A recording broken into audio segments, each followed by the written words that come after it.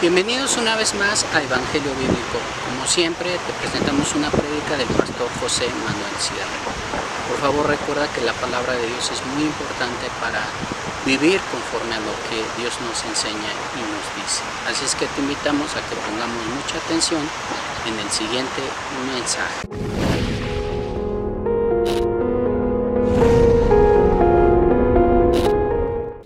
Para mí algo muy importante. Estoy seguro que muchos de ustedes le han hablado a gente del Señor y en algunos casos no ha sido tan difícil compartir la palabra, su testimonio, su experiencia con Cristo. Pero seguro que más de uno de ustedes le lleva hablando años a alguna persona del Señor y vemos que aparentemente de momento todo sigue igual. No ha habido ningún cambio, parece que su corazón sigue cerrado, endurecido. Y una de las cosas que tenemos que tener claras es que nuestra obligación como creyente no es convencer a nadie de pecado ni de nada. Hay creyentes que a veces se desaniman porque no logran a lo mejor convencer a alguna persona de que está viviendo en desorden o que tiene que aceptar al Señor y cambiar de vida. Pero es que ese no es nuestro trabajo. El único que puede cambiar las vidas es el Señor.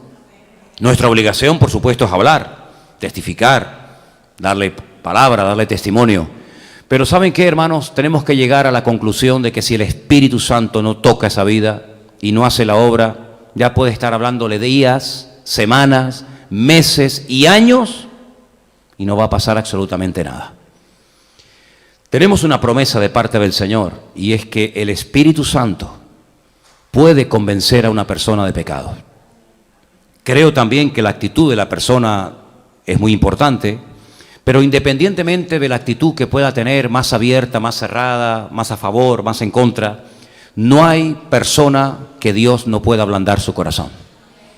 Hemos visto y escuchamos testimonios de personas, a lo mejor hay alguna persona aquí también esta noche, que durante años no quería saber nada de Cristo, no quería saber nada de la palabra del Señor, y llegó el momento cuando el Espíritu de Dios tocó su corazón, aceptó al Señor y a partir de ese momento su vida fue cambiando progresivamente. No todo el mundo cambia en el mismo momento, en el mismo tiempo. Lo que a uno le impacta, a otro puede ser que hasta lo endurezca.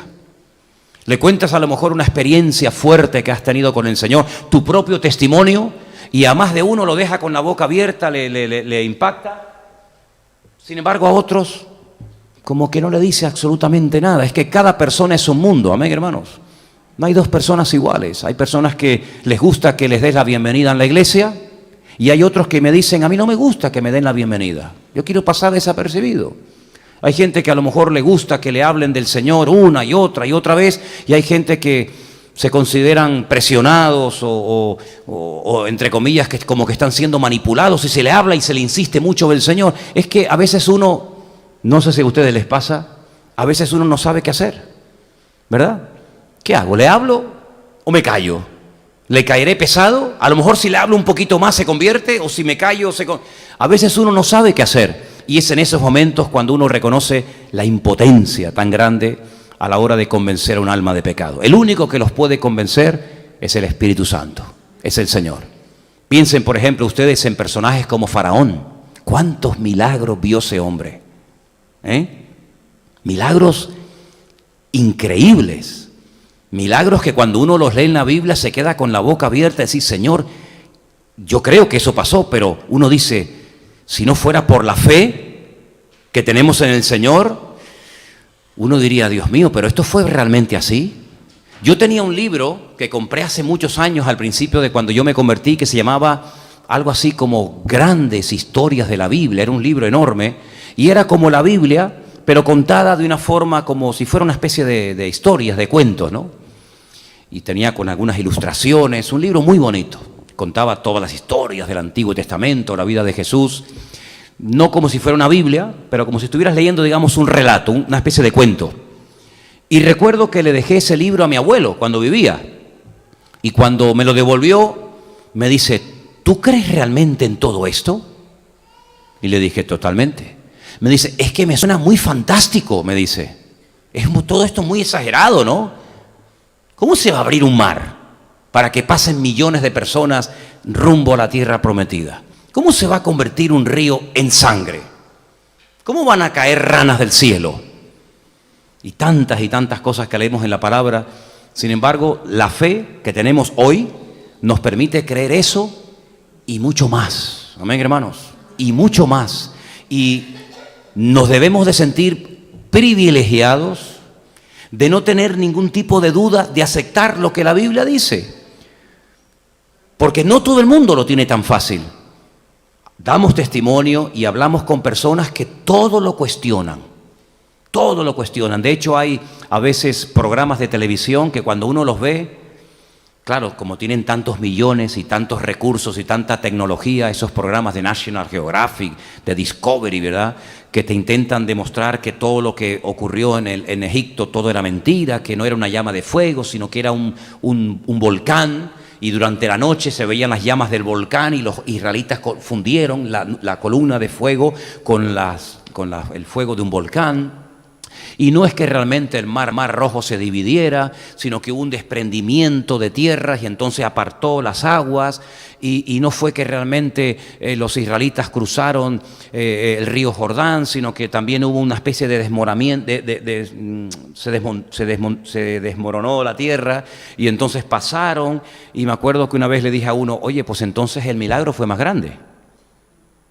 Porque si se desprendió la tierra para que los israelitas pasaran, ellos creyeron que el mar o que el río Jordán se había abierto. Y me dice, ¿y por qué crees que entonces el milagro fue más grande? Digo, porque cuando cruzaron el Mar Rojo, si tú dices que fue por un desmoronamiento de tierra, ¿cómo se pudieron ahogar miles de soldados y caballos y todos quedaron ahí enterrados en un charquito de agua que era medio metro, ¿no? Es decir, el hombre siempre va a intentar de desprestigiar la Biblia. Siempre va a intentar buscar una explicación científica, ¿no? Una explicación científica a los milagros de la Biblia. Sin embargo, la fe que tenemos en este momento, yo doy gracias a Dios por la que tenemos en este momento, porque nos permite leer cualquier cosa de la Biblia y creerlo, ¿sí o no? Claro, tú le cuentas a un inconverso ahí en una cafetería, en tu puesto de trabajo, que una vez iba un hombre montado en un burro y que le pegó una paliza al burro porque se acostó y no se quería levantar y de repente el burro le habla. Claro, el inconverso, tu compañero de trabajo te puede decir, pero ¿tú te fumaste algo? ¿Tú estás bien? ¿Cómo que una burra habló? ¿Eso dónde se ha visto? En la Biblia se abrió. Y que un hombre cogió un hueso seco que estaba tirado por ahí por el campo y que se lió, vamos, ni las películas estas de Hollywood, de Bruce Lee, y mató a 1000 personas con un cacho de hueso. ¿Quién se puede creer eso? Yo me lo creo, por ejemplo. Y tú. Y nos creemos eso y mucho más. Y es que la fe, sin lugar a dudas, es un don de Dios. Pero cuando hablamos con personas y le damos testimonio, vemos y valoramos el hecho de que Dios me ha dado la fe para no dudar absolutamente de nada de lo que dice la Biblia. Y tenemos que orar, porque nosotros, por mucho que hablemos, por mucho que testifiquemos, no vamos nunca a poder convencer a nadie. Podrás a lo mejor ganar una conversación, pero aquí no se trata de ganar una conversación, aquí se trata de ganar almas. Y aunque yo tuviera que perder todas las conversaciones a partir de ahora, pero si pudiera a través de esa pérdida de conversaciones ganar almas, firmaba ahora mismo. Ahora, en el Evangelio según San Juan, el Señor Jesucristo habla mucho acerca del Espíritu Santo. Él dice cosas muy interesantes y a mí me gustaría leer algunas de ellas. En Juan capítulo 14, por favor, cuando el Señor Jesucristo se está casi, digamos, despidiendo de sus discípulos, hay un momento en el que Él les dice en el versículo 16, Juan 14, 16, Juan 14, 16. Yo rogaré al Padre y os dará otro consolador para que esté con vosotros para siempre.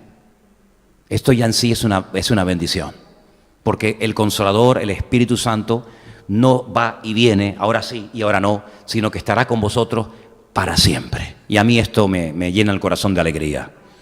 El Espíritu de verdad, al cual el mundo no puede recibir. Dice, porque no le ve ni le conoce, pero vosotros le conocéis, porque mora con vosotros y estará en vosotros. ¿Ustedes se acuerdan cuando estudiábamos en la escuela las preposiciones? ¿Quién se acuerda de todas las preposiciones que nos enseñaron en la escuela? A, ante. ¿Se acuerdan? ¿No se acuerdan? Bueno, en es una preposición, ¿sí o no? Con es otra preposición. Y mira las preposiciones que aparecen aquí en este versículo, versículo 17. Vosotros le conocéis porque mora con vosotros y estará ¿dónde? En vosotros. Yo estoy ahora con ustedes, pero no estoy en ustedes. Esa es la gran diferencia cuando tenemos a una persona, amigo, padre, esposo, esposa, lo que sea, que puede estar con nosotros, y o a lo mejor no. Pero tenemos la gran bendición de saber que Dios no solamente está con nosotros, sino que está en nosotros. Y esto que yo estoy diciendo ahora, si yo pidiera que ustedes dijeran, si lo creen, cuidado, si lo creen, que dijeran amén. Si yo le digo esto a mucha gente, no serían capaces de decir amén, porque no les cabe en la cabeza que Dios pueda vivir en el corazón de cada uno de sus hijos. No les entra en la cabeza. Lo ven como algo imposible, como algo inalcanzable, como algo demasiado pretencioso, como algo que es como decir, bueno, pero ¿quién te has creído tú de poder decir que tú tienes a Dios contigo y en ti, viviendo 24 horas al día contigo? Hombre, no es cuestión de orgullo, es cuestión de creerle a Dios. Yo le creo al Señor. No solamente creo en Él, sino que yo le creo a Él. Y si Él me dio una promesa que estaría conmigo y en mí siempre, yo no puedo cuestionar, ni puedo dudar de la palabra del Señor. Así que mentalízate que desde el día que te convertiste, no desde el día que naciste, ojo, no confundamos las cosas, desde el día que naciste de nuevo, desde el día que le entregaste tu vida al Señor, Él pasó de estar contigo, que seguramente siempre estuvo contigo, pero no estaba dentro de ti. Porque cuando Él entra a morar, cuando Él entra a vivir permanentemente y para siempre en el corazón, en la vida de un creyente, es cuando éste le abre su corazón al Señor Jesucristo. Yo no me conformo con saber que Dios está conmigo.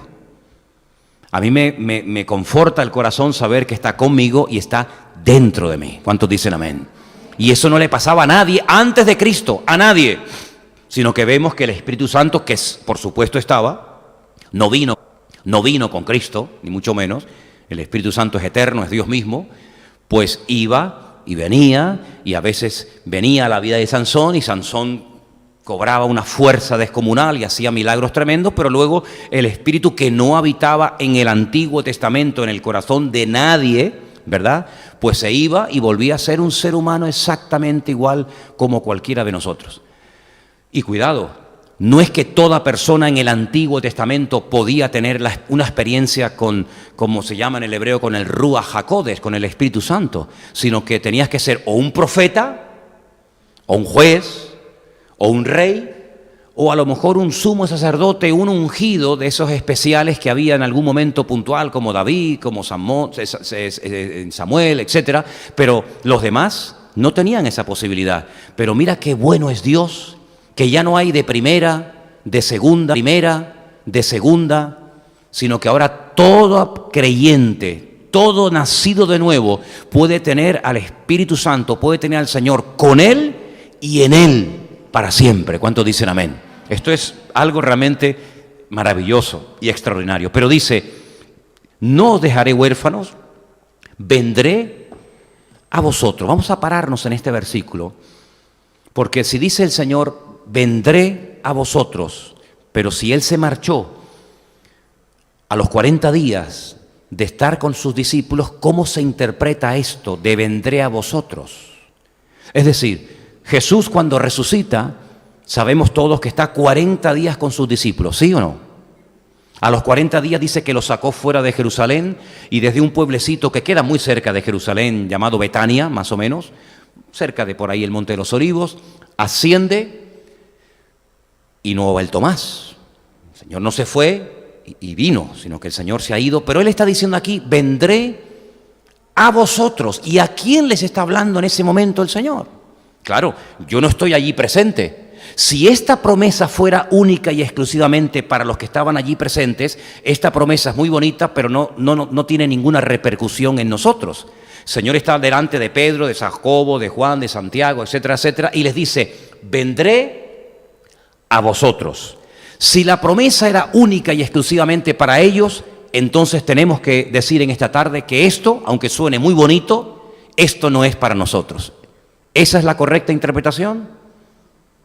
Pues no, porque si solamente le está prometiendo a sus discípulos, vendré a vosotros, si solamente fuera a ellos, ¿cuándo vino a ellos otra vez? Si ellos nunca vieron venir al Señor en las nubes.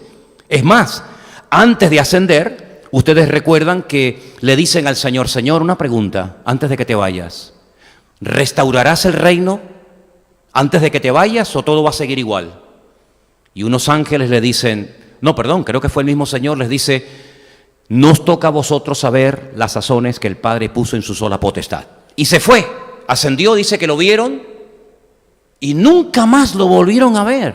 Nunca más lo volvieron a ver. Que yo sepa, según la Biblia, solamente en el Nuevo Testamento hay 3 casos de personas que lo vieron.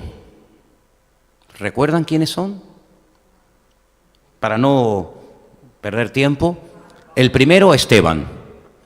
Esteban, el día que está siendo apedreado, le dice a los que le están matando a pedradas, estoy viendo ahora mismo al cielo abierto y al Hijo de Dios sentado a la diestra del Padre. ¿Lo vio o no lo vio? Por supuesto. La segunda persona que vio a Jesús después de la ascensión fue el apóstol Pablo.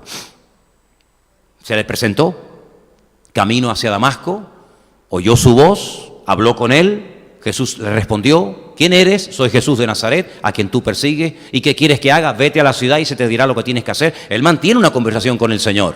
Luego, en una de sus epístolas, ya cuando es el famoso apóstol Pablo, dice que él incluso llegó a subir, ¿verdad?, a la presencia del Señor, y allí dice que allí vio cosas y oyó cosas que el Señor le dijo, esto no lo cuentes. Fíjate qué tremendo, esto no lo digas. Tú esto lo guardas en tu corazón. Dice que vio y oyó cosas inefables que el Señor no le dijo, cuéntalas. Y la tercera persona que dice que lo vio y cuando lo vio cayó como muerto a sus pies, fue en la isla de Patmos, el apóstol Juan, en Apocalipsis capítulo 1. Pero Pedro nunca más volvió a ver al Señor, ni Santiago, ni Tomás, ni los hijos de Zebedeo.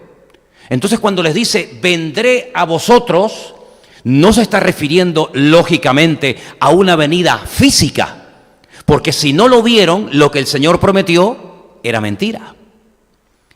Si la promesa no solamente era para los discípulos que estaban allí, sino para todos los creyentes a lo largo de la historia, el vendré a vosotros también es para nosotros, y no lo hemos visto con nuestros propios ojos, ni lo hemos visto físicamente entre nosotros. ¿Cómo se materializa, cómo se cumple la promesa de vendré a vosotros y estaré con vosotros para siempre? ¿Cómo lo hace? Porque yo quiero preguntar esto. A mí me gusta que la gente piense, que la gente razone y no que repitan las cosas como los loros que después no son capaces ni de demostrarlo con la Biblia. Yo quiero que usted piense y que usted sea capaz con la Biblia, no con razonamientos humanos y con filosóficos, eso no me interesa, sino con la Biblia, ¿cómo puede usted demostrar que Jesús está con usted? Porque la pregunta que les quiero hacer es, cuando una persona se convierte, ¿quién viene a morar al corazón del creyente? ¿Jesús? ¿Dios? ¿El Espíritu Santo? ¿Quién viene? ¿El Espíritu Santo? ¿O Jesús?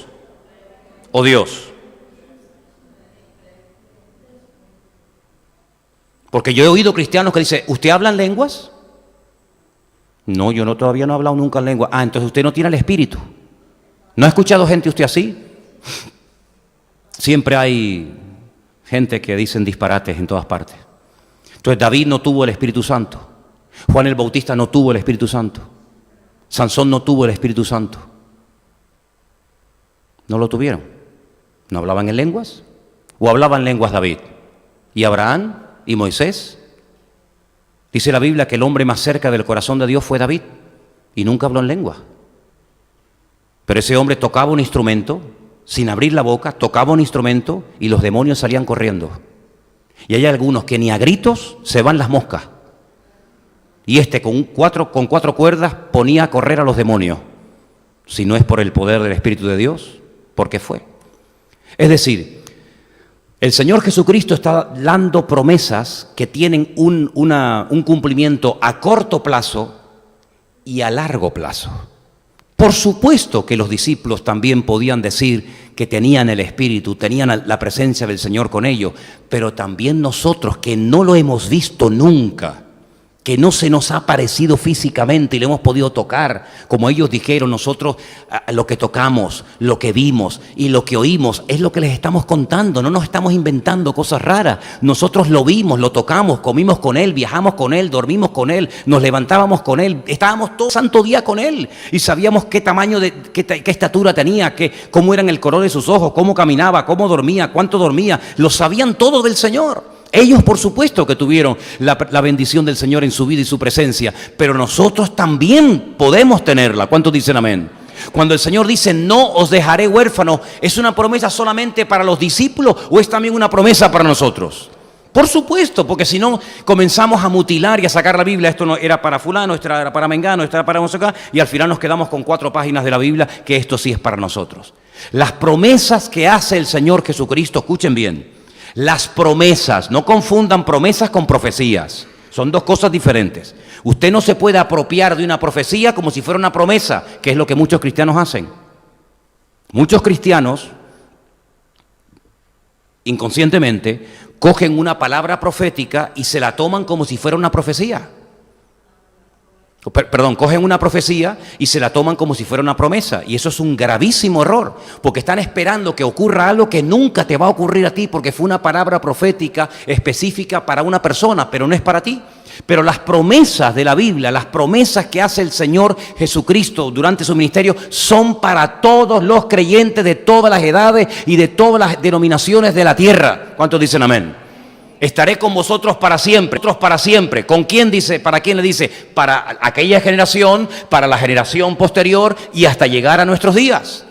Ahora, si ustedes se dan cuenta, si seguimos leyendo un poquito más abajo, en el capítulo 14 de San Juan, versículo 26 dice, mas el Consolador, solamente se emplea esa palabra en el Evangelio según San Juan.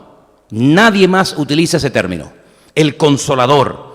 El Espíritu Santo, a quien el Padre enviará en mi nombre, Él os enseñará todas las cosas y os recordará todo lo que yo os he dicho. Es decir, el Espíritu Santo, cuando viene a morar en la vida del creyente, de la persona que le ha entregado su vida al Señor Jesucristo, puede tener la seguridad de que ese Espíritu Santo, esa presencia permanentemente del Señor, va a hacer varias cosas importantes. Léalo ahí.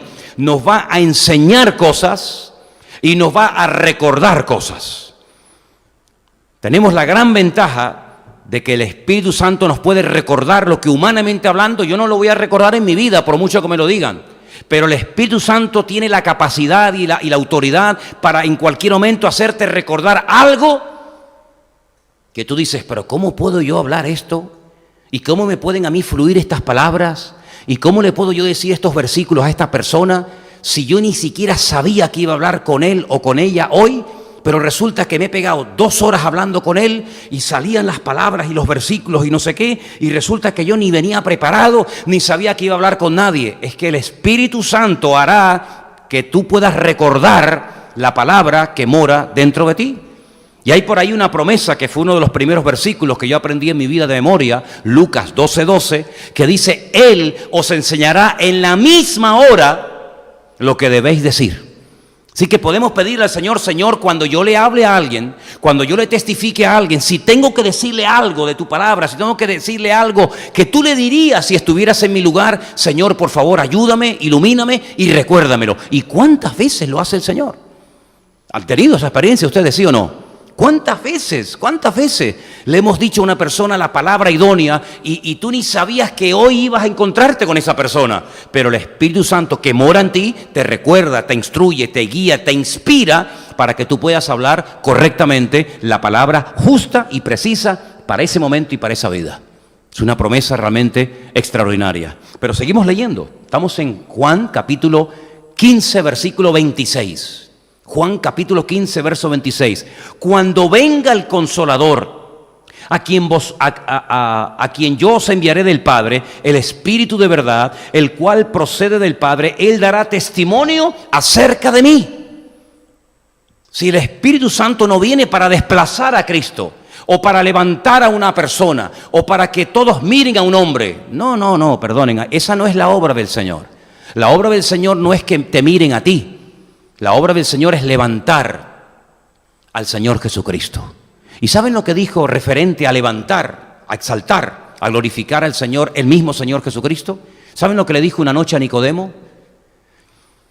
Así como Moisés levantó la serpiente en el desierto, así es necesario que yo, el Hijo del Hombre, sea levantado, para que cuando sea levantado y me miren a mí, todo el que crea en mí no se pierda, mas tenga vida eterna.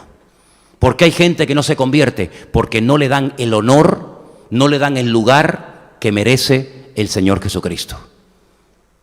Pero cuando levantamos al Señor y lo miramos a Él y ponemos nuestra confianza en Él, automáticamente, como aquellos que miraban a aquella serpiente de bronce, ¿se acuerdan? Levantada por Moisés en el desierto, quedaban sanos instantáneamente, pero instantáneamente, sin tomar antídoto, sin que le hiciera ningún sangrado, sino simplemente por mirar a donde tenían que mirar, automáticamente el veneno, el efecto del veneno desaparecía.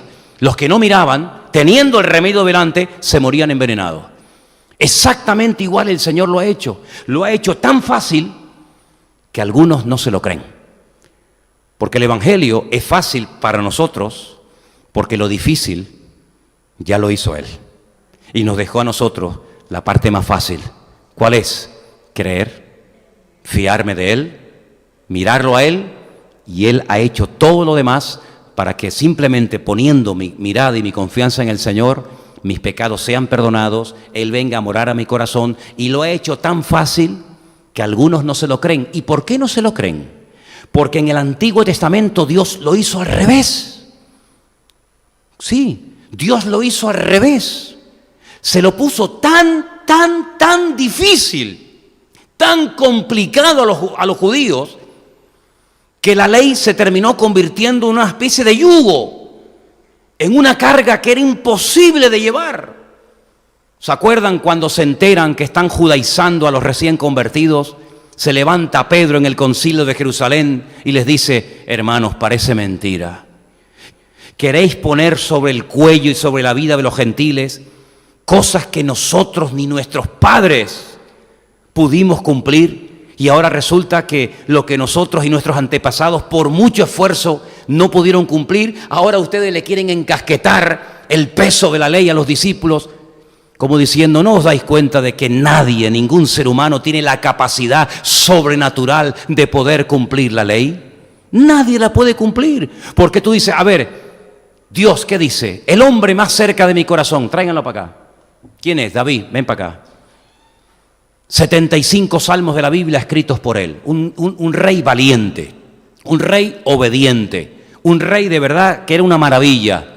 ¿Pecó? ¿Desobedeció? Ya está, ya quedas automáticamente marcado, ¿sí o no? El hombre más sabio, el que más sabiduría tuvo de toda la historia de la humanidad, le preguntaras de lo que le preguntaras, de animales, de hormigas, de conejos, de las lunas, de las estrellas, de la Torá, de lo que sea, no hay pregunta que le hagas a Salomón que diga, no sé qué decirte. Vino la reina de Saba de Etiopía y le dijo: me habían hablado de ti, pero ahora que te conozco personalmente, tu fama es muchísimo más, tu sabiduría, es muchísimo más de lo que me habían contado. Simplemente al entrar a tu palacio y ver cómo hablan y cómo visten tus criados, ya se nos queda la boca abierta. Perfecto, una sabiduría espectacular. ¿Pecó o no pecó Salomón? ¿Os dais cuenta? Entonces la pregunta sería, y entonces, Señor, si tú sabes que la ley nadie la va a poder cumplir, ¿para qué la diste? ¿Qué sentido tiene decir, tengan, esta es mi palabra, esta es mi ley, cúmplanla? 613 mandamientos, 613 mandamientos. Salmo 19 dice que la ley del Señor es perfecta. Perfecta. Ya partimos mal, porque nosotros perdimos nuestro nivel de perfección el día que pecamos en el jardín del Edén. Luego, si a un ser imperfecto le pones leyes perfectas, ya de antemano el partido está perdido, antes de empezarlo. Porque le estás pidiendo perfección a un ser totalmente imperfecto. ¿Para qué la da? Para que el hombre llegue a un momento en el que se tire de los pelos, llegue a un grado de desesperación que diga, Señor, yo no puedo con esto, esto es imposible de cumplir. Sin embargo, antes de la ley, ¿saben? 400 años antes de que Dios le diera en el monte Sinaí la ley al pueblo de Israel, ¿cómo trataba con la gente? ¿Cómo hablaba con la gente? ¿Cómo se manifestaba Dios con aquella gente? Pongo el ejemplo de Abraham, de Isaac, de Jacob, de José, de una forma tan sencilla que Dios, por ejemplo, le decía a Abraham, cámbiate el nombre y ponte padre de multitudes. Y él lo hacía. Y vas a ser padre de multitudes. Y él lo creía. Y dice que por la fe fue justificado Abraham sin necesidad de hacer ningún tipo de obras de la ley. Y después, siglos más tarde, el profeta Habacuc ratifica lo que les estoy diciendo y dice, el justo por la fe vivirá. Y la justificación a Abraham no vino por cumplir la ley, sino la fe. Luego el Señor te dice, mira, hay un camino que es el camino de la fe, de la obediencia, y hay un camino que es el de la ley. ¿Cuál quieres? ¿La ley? Toma la ley, pero no vas a poder cumplirla. Vas a tener que llegar a un nivel de desesperación y darte cuenta de que siempre te va a faltar algo. Por mucho que cumplas, esa satisfacción de la justificación, del sentirte perdonado, nunca la podrás experimentar por las obras de la ley. Y os pongo un ejemplo. El joven rico. Joven, ¿a cuánto le gustaría a ustedes ser joven y rico? Algunos dicen, no, a mí no, hermano. Claro, ya. Vale. Joven, rico, y yo añadiría hasta guapo. Porque generalmente muchos ricos son guapos. Yo no sé, se las llevan todas. Son guapos, ricos y jóvenes. Se las llevan todas. Buen creyente, religioso, pero con una insatisfacción interior tremenda. Voy al mejor maestro, al más famoso de Israel en este momento. No es Shammai, no es Gilel, es Jesucristo. Yeshua HaMashiach, el de Nazaret. Y se va y lo busca y le dice, maestro bueno. ¿Qué tengo que hacer para heredar la vida eterna? Fíjate, vuelve otra vez con lo mismo, el mismo defecto. ¿Qué tengo que hacer? Y volvemos otra vez a tropezar en la misma piedra, en el ¿qué tengo que hacer? Lo mismo que le dijo el carcelero de Filipo a Pablo y a Silas cuando se produce el terremoto. Señores, ¿qué tengo que hacer? Es que el hombre no termina de entender que no es cuestión de hacer, es cuestión de ser. Pablo no le dijo, mira, tienes que hacer esto, tienes que hacer lo otro, tienes que hacer tal, tienes que hacer esto. Y cuando hagas todo esto, a lo mejor te salva. No, le dijo, cree, le cambia el verbo, ¿qué tengo que hacer? Y él dice, no, lo que tienes es que creer. Y ahora llega y le dice, ¿qué tengo que hacer? Dime. Y le dice, bueno, tú como por ejemplo, como judío, lo que tienes que hacer, como sabes que se lo pedimos a Moisés o al pueblo de Israel a través de Moisés, ustedes los judíos lo que tienen que hacer es cumplir la ley. Guardar por lo menos los mandamientos. Y le dice, ¿cuáles? Claro, ¿son tantos? Pues mira, por ejemplo, honrar a tu padre y a tu madre, no robar, no mentir, no dar falso testimonio. Dice, no, yo todo eso lo he cumplido, yo no tengo problema. No es tan difícil honrar a un padre y una madre, ¿sí o no? No es tan difícil no mentir, no es tan difícil no dar falso testimonio. Son mandamientos, digamos, entre comillas, sencillitos, ¿no? Yo todo eso lo he cumplido desde mi juventud. Pero Jesús le dijo, pero ¿sabes qué? Te falta una cosa. Aparentemente lo tienes todo en la vida, guapo, joven, rico, religioso, moral, lo que quieras, pero te falta una cosa. Y es que te lo voy a decir claro y te voy a poner a prueba. ¿Serías capaz de desprenderte de todo lo que tienes? Dárselo a gente que no conoces de nada, porque si le dices, dáselo a tu padre, a tus hermanos, sí, vale, papá, mira, guárdeme esto que me voy un tiempo con el maestro. No, no, no, no, a los pobres, a los que tú no conoces de nada, al primero que pase por la calle. Y después, cuando lo hayas hecho, ven y sígueme. ¿No querías una respuesta? ¿No querías saber? Ya te lo he dicho. Dice que se fue muy triste. Muy triste, ¿por qué? Lo has visto.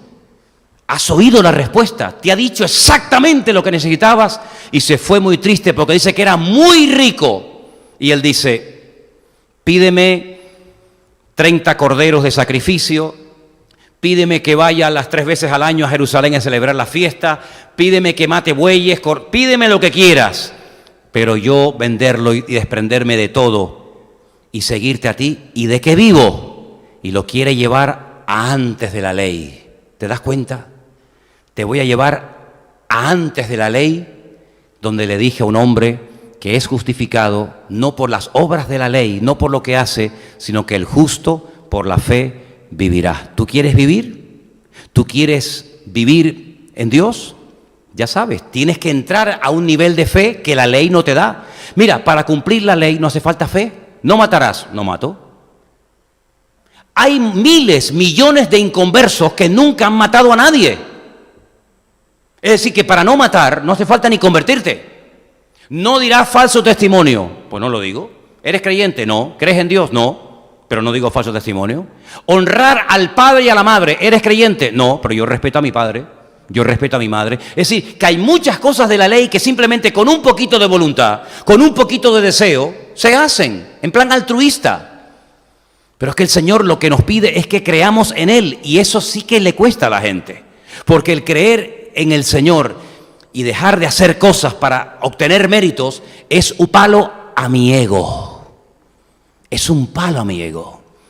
Y el Evangelio por eso nunca va a ser popular, porque lo primero que hace el Evangelio es darle un golpe a tu ego, a tu confianza en ti mismo, y el Señor lo que quiere es quitarte toda confianza en lo que tienes y que tengas toda la confianza en lo que eres en el Señor. ¿Cuántos dicen amén?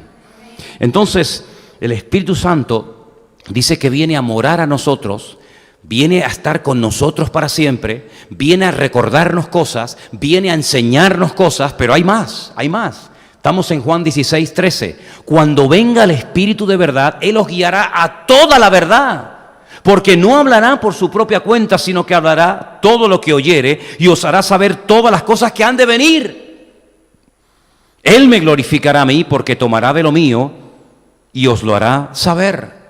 Es decir, por eso dijo el Señor, os conviene que yo me vaya. Porque ¿cuántas palabras proféticas de cuestiones futuras compartió Jesús con sus discípulos?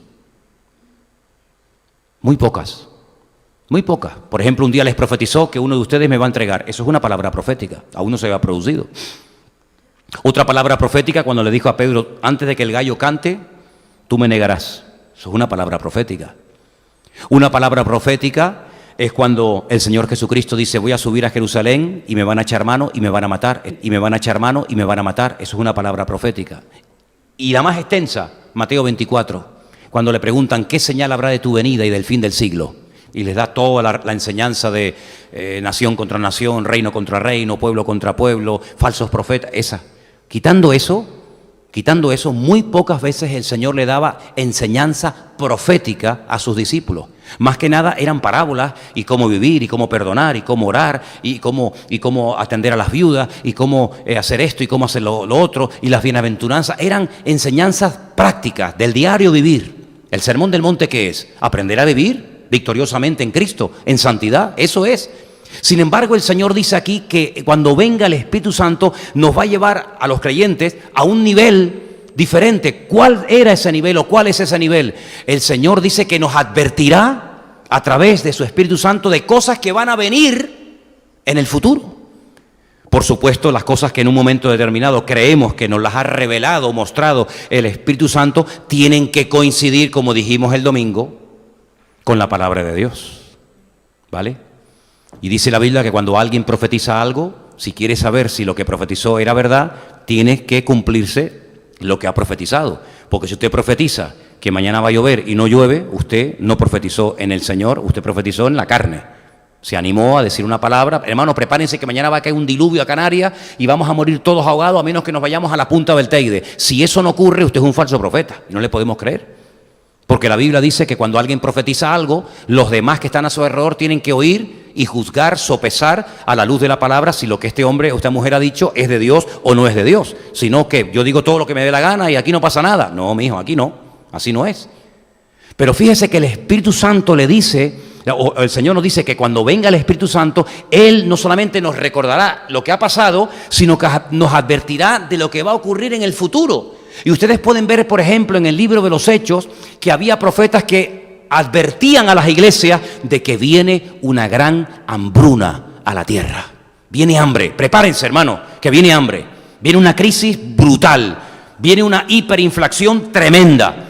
Y dice la Biblia que se prepararon levantando ofrendas para poder paliar y cubrir las necesidades de los santos en Jerusalén, porque la iglesia más rica, la más poderosa, que fue la iglesia primitiva, al final fue la iglesia que se hundió económicamente, se hundió. Y la Biblia habla de los pobres de Jerusalén.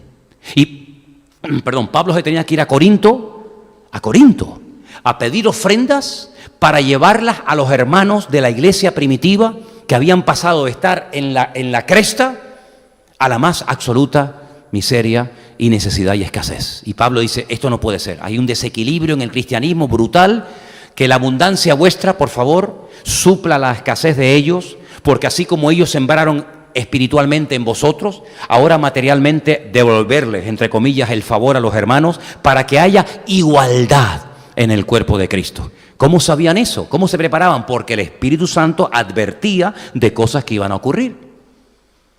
Estaban comiendo un día en una ciudad llamada Cesarea, la marítima, la que está en la costa, en casa de un tal Felipe, que dice que tenía 4 hijas, que dice que eran profetisas, y no le dijeron ni pío a Pablo. Eso me ha llamado siempre la atención. Pablo está comiendo, pasando días en la casa de Felipe, el que había sido el diácono, ¿os acordáis? Aquel que bautizó al etíope Eunuco, ¿sabéis la historia, no?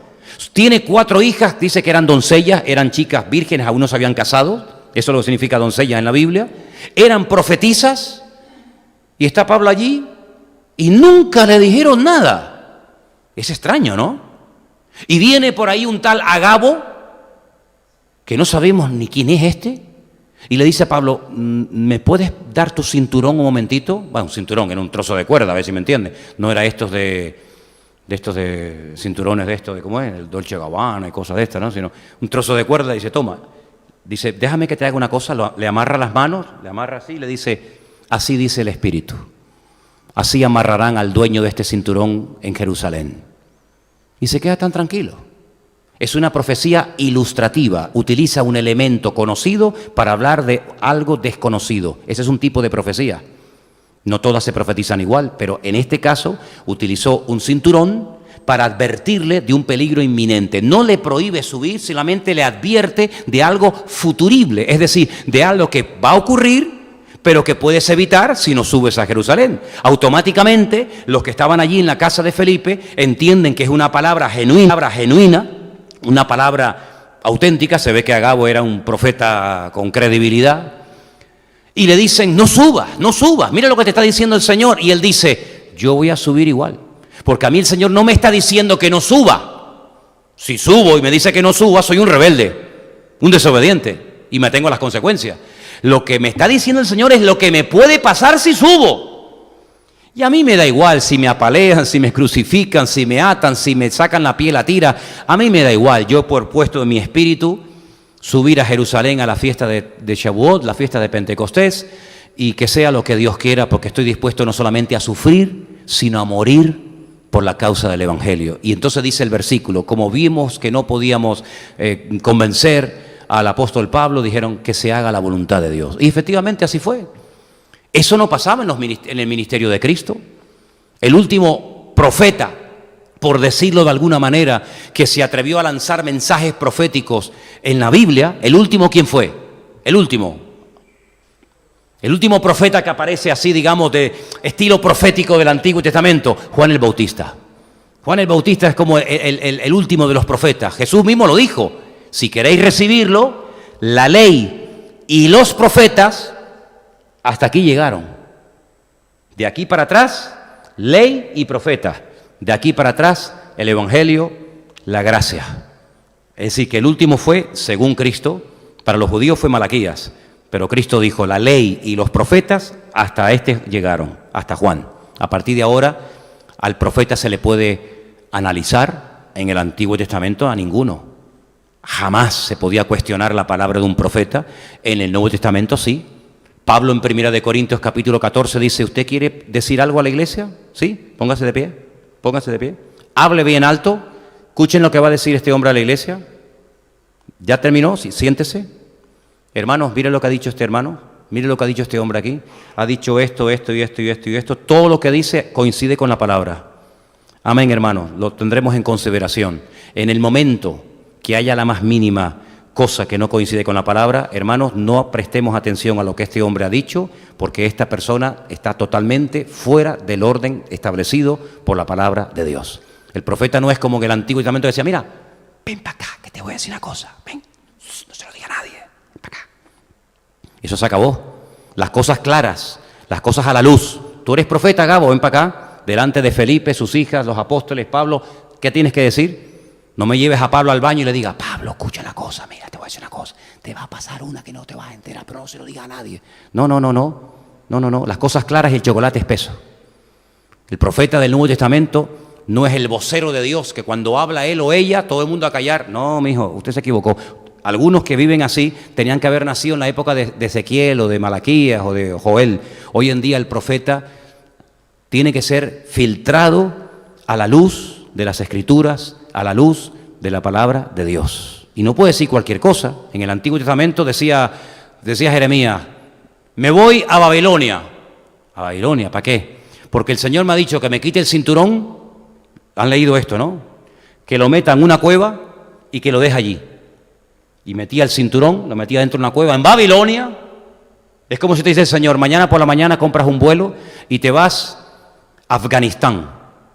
Te quitas el cinturón y lo metes allí en una cueva y te vienes otra vez para Tenerife. Y cuando llegas a Tenerife, a los pocos días que estás reventado del viaje, el cambio horario, las comidas te sentaron mal, el agua echó polvo, te dice, ¿te acuerdas dónde dejaste el cinturón? Sí, claro, vete a buscarlo. Yo, Señor, ¿pero esto qué es? Y Jeremías se iba, cogía el cinturón, todo podrido, todo roto, y le decía, Señor, ¿y esto qué es? Dile a la casa de Israel que así están ellos. Todos están podridos. Y lo hacían. Y nadie protestaba, decía, ¿pero tú qué estás haciendo, Jeremías? No le dijo a un profeta, quiero que durante año y medio profetices totalmente desnudo, sin ropa, sin túnica, sin nada. ¿No lo habéis leído? ¿No lo habéis leído? ¿Qué libro leen ustedes, mijo? No le dijo a un profeta, quiero que me construyas una maqueta de la ciudad de Jerusalén, así, con el templo, con las murallas, todo en barro, muy bonito. Si me lo hubiera pedido a mí, ni en plastilina sería capaz de hacerlo. Ni en plastilina, sería un desastre, ¿no? Haría bolitas así, constrúyela toda, sale a la ciudad y le dice a la gente, mira qué maqueta más bonita de la ciudad de Jerusalén, mira el templo, las calles, mira el estanque de Siloé, el estanque de Betesda, el palacio de Herodes, qué bonito, ¿eh? ¿Sí? Y ahora le dice el Señor, rómpelo a martillazos delante de ellos. Yo con lo bonito que me salió, pim, pam, rompe todo y le dice, dile a mi pueblo que así van a destruir la ciudad de Jerusalén. Y el Señor le pedía cosas raras y extrañas a los profetas y nadie les cuestionaba, pero en el Nuevo Testamento, a través de la palabra de Dios, a través del Espíritu Santo, el Señor nos enseña que tenemos que pesar estas cosas, porque curiosamente, yo no sé si ustedes se han dado cuenta, que la Biblia no dice, repito, la Biblia no dice que en los últimos tiempos vendrán falsos evangelistas. ¿Habéis leído ese versículo? Yo no. ¿Usted lo leyó? Ah, eso es otra cosa. La Biblia no dice que vendrán falsos diáconos. No. Falsos ujieres. Falsas viudas. No, la Biblia dice que vendrán falsos profetas, falsos ungidos y falsos apóstoles. Qué curioso, ¿no? Falsos apóstoles. Habéis probado a los que se dicen ser apóstoles y los habéis hallado mentirosos. ¿Cuántos apóstoles hay hoy en día? En Canarias me parece que hay 7, 8. Sí, la isla de enfrente está llena. Y dice que vendrían falsos apóstoles, falsos profetas y falsos maestros. Qué casualidad que son 3 ministerios que pueden llegar a hacer mucho daño. El apóstol, el profeta y el maestro. Imagínate, es una bomba. También pueden hacer mucho bien, pero también pueden hacer mucho daño. Y el Señor dice, ya os lo he dicho antes, para que veléis y oréis y no seáis engañados. ¿Cuántos dicen amén? Ahora quiero terminar con estos versículos de Juan 16, versículo 7, donde dice, yo os digo la verdad, siempre el Señor te va a decir la verdad, os conviene que yo me vaya, porque si yo no me fuese, el Consolador no vendría a vosotros, mas si me fuere, os lo enviaré. ¿Cómo dicen algunos evangélicos? Bueno, digo evangélico por ser educado.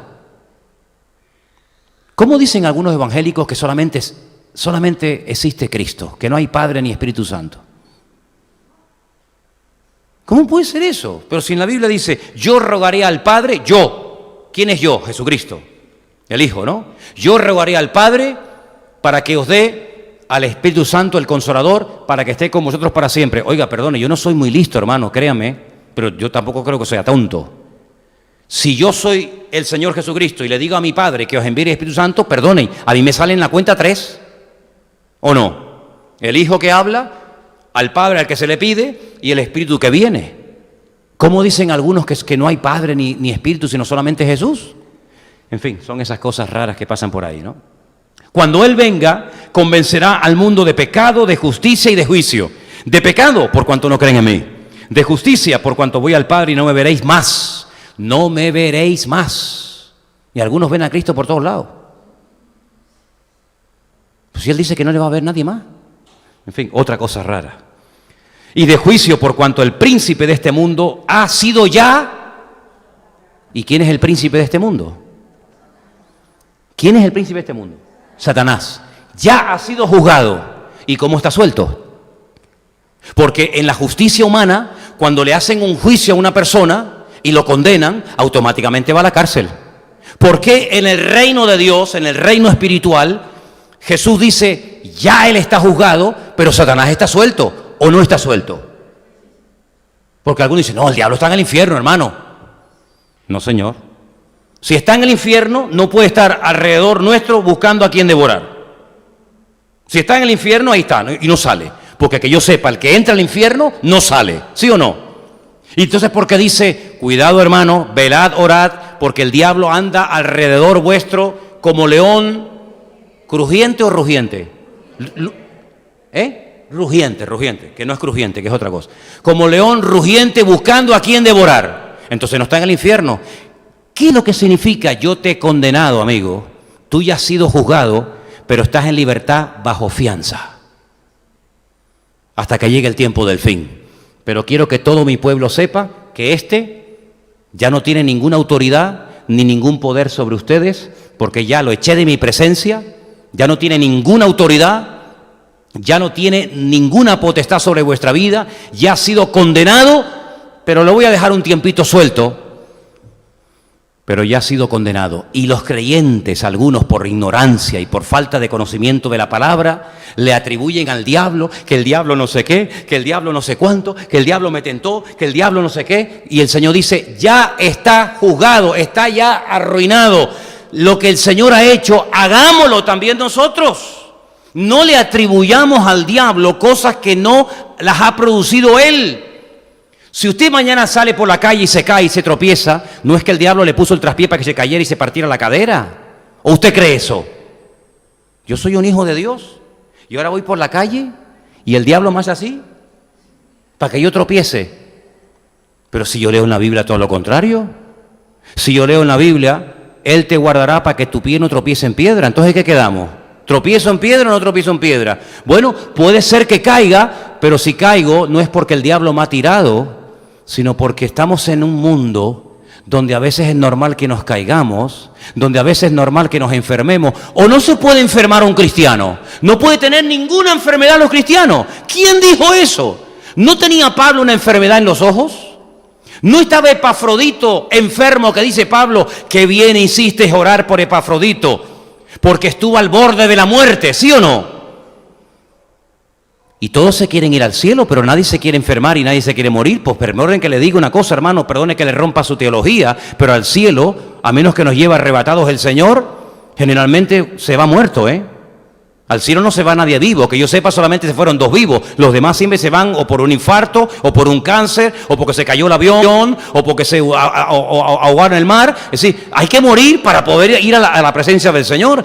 Pero eso no significa de que el diablo tenga ventaja sobre nosotros, sino que como somos seres caídos, a pesar de que hemos sido restaurados y perdonados por el Señor, este cuerpo sigue siendo de barro hasta que recibamos nuestro cuerpo nuevo y glorificado que nos dará el Señor, pero en la otra vida, no en esta. En esta vida usted no puede pretender, hermana, con los añitos que tiene, que no le salga alguna arruguita, mija.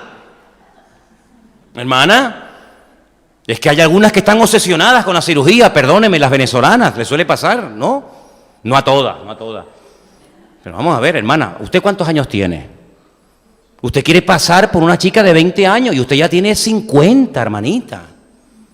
Usted ya tiene 50. Gloria a Dios, porque ha llegado a los 50. Pero no se me vista como una niña de 20 años. Ni me venga toda espechugada como... No, hombre, adáctese a las circunstancias, por favor. Y olvídese, no se enfade con el espejo que la hace gorda. No, es que ella está gordita, hermana. No se enfade con la cámara fotográfica, no es que me sacó mal, no es que está mal, mía. ¿Me entiendes? Es que la vida nos va a deteriorar. La Biblia lo dice, que nuestro hombre exterior se va desgastando. ¿Sí o no? Es que es normal, hermano. Isaac se quedó ciego. ¿Quién? El hombre de Dios, sí, se quedó ciego. ¿Cómo puede ser eso? Bueno, mijo, porque es que la vida es así. Se quedó ciego, Jacob lo engañó. Olía, confundía el olor de uno con otro, sí, la voz es de uno, pero de otro. Los 5 sentidos le fallaron al viejo, todo. Pero era un hombre de Dios, era un hombre de Dios. Y los hombres de Dios se mueren en la Biblia. Moisés, bueno, fue llevado a la presencia del Señor, aunque murió, y Aarón, y José, y Abraham, y todo el mundo tiene que morir. Por lo tanto, lo que tenemos es que darle gracias al Señor, porque hoy Dios me ha dado vida, su Espíritu Santo está conmigo, y el único día que existe, ¿sabe cuál es? El ayer nunca más volverá, ni el ayer, ni el antes de ayer. Oiga, hablando de todo un poco, me acabo de dar cuenta, no ahora, sino hace unos días, se lo decía ayer al pastor Antonio Panocchia, ¿se acuerdan? Ayer hablaba con Antonio, me llamaba de Italia para hablar conmigo un rato, y le digo, Antonio, ¿tú te has dado cuenta lo rápido que ha pasado el 2019? Para nosotros, y lo dijimos aquí, el 2018 nos pasó volando, pero créanme, el 2019, más todavía. Estamos ya en octubre. Ya dentro de poco empezarán con el Papá Noel, con las abuelitas, la ciudad se viste de gala, ha llegado la Navidad, la canción de todos los años, va 30 años dando la misma. Otra vez la Navidad, otra vez toda la historia, y tú dices, pero si el otro día era el campamento de los jóvenes, si el otro día era Semana Santa, ¿qué te parece, amigo? Es que la vida, dice la Biblia, es neblina. Por eso yo creo que esa sensación de que la vida pasa volando, yo creo que el Señor la permite, que tengamos esa sensación para que nos espabilemos y nos demos cuenta que Él nos ha dado todo lo necesario, su presencia, su palabra, su Espíritu Santo, para que no tengamos excusa de ponernos las pilas y de servir al Señor. Cada uno de nosotros hemos sido llamados, seleccionados específicamente por el Señor para que lleguemos hasta esta hora. Y gloria a Dios que hasta aquí, podemos decir, hasta aquí nos ayudó el Señor. Pero en cuanto nos demos cuenta, se nos va la vida. Y por eso digo, hermanos, aprovechemos el tiempo. Y sobre todo siempre digo lo mismo a los jóvenes, apelo a los jóvenes, porque teóricamente, ustedes tienen más tiempo que los que ya tenemos unos años. Sirvan al Señor, les animo a servir al Señor, a prepararse, a estudiar, a repartir folletos, a aprovechar el tiempo, a utilizar las fuerzas que la naturaleza les ha dado.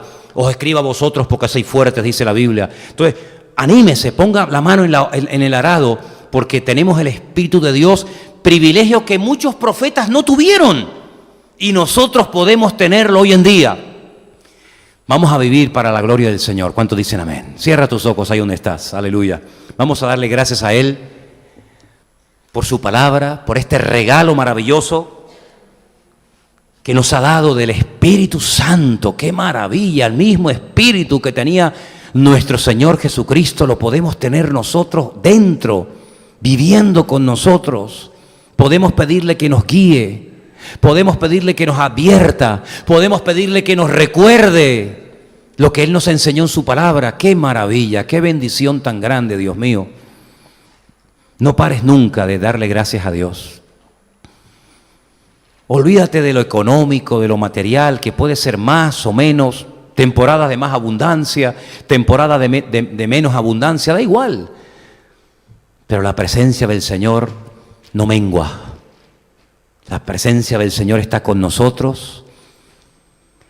Y a lo mejor no te han salido todas las cosas en la vida como tú soñabas de niña o de joven. A lo mejor no te salieron los planes como tú soñabas cuando eras pequeña y escribías aquel libro, aquel diario. Cuando yo me case, cuando yo sea grande y tenga hijos, haré esto y aquello y tal y cual. Mira, da igual lo que salió mal, da igual lo que no salió según tu diseño, tu plan. Pero mira, lo importante es que hoy eres una hija, eres un hijo de Dios. Y Él te ama. Aunque te has equivocado, aunque no hiciste las cosas tal vez bien, el Señor te sigue amando exactamente igual que cuando eras pequeñita. Exactamente igual.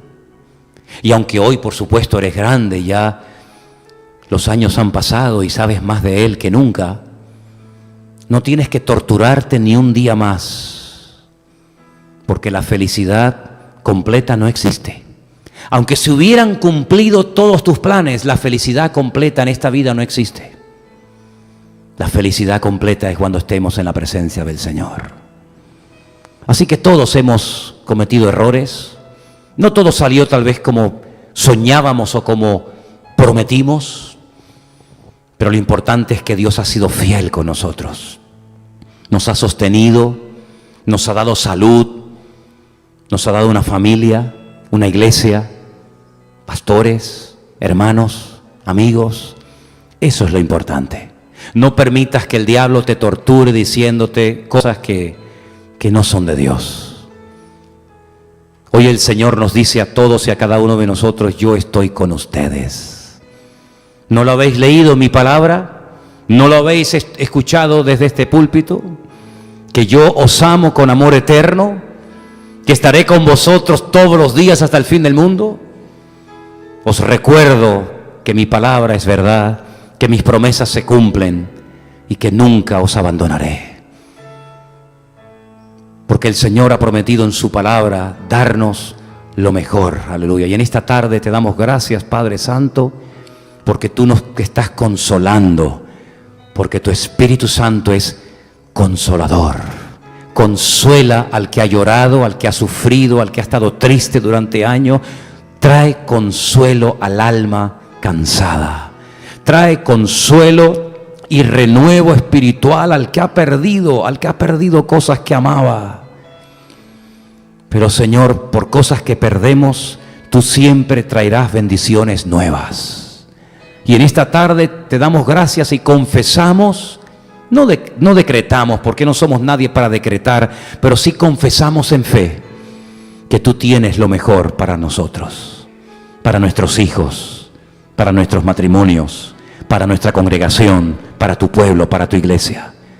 Y yo quiero hacer una oración especial por el pueblo de Dios, por el pueblo físico y natural de Israel, para que Dios le abra los ojos a los que viven allí, a los que están buscando la revelación del Mesías, a los que están buscando la luz, la verdad, la fuente. Señor, revélate a sus vidas de una forma tremenda, especial y contundente, que no les quede la más mínima duda de que tú eres el camino, la verdad y la vida, el autor de la vida, el Dios eterno hecho carne por nosotros.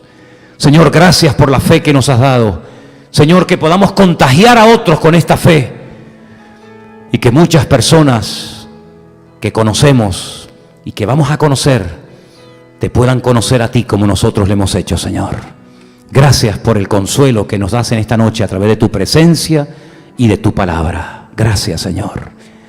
En el nombre bendito de nuestro Señor Jesucristo, Yeshua HaMashiach. Amén, amén, amén. Dile gracias, Señor. Gracias, Señor. Gracias, Señor. Dígale esa palabra.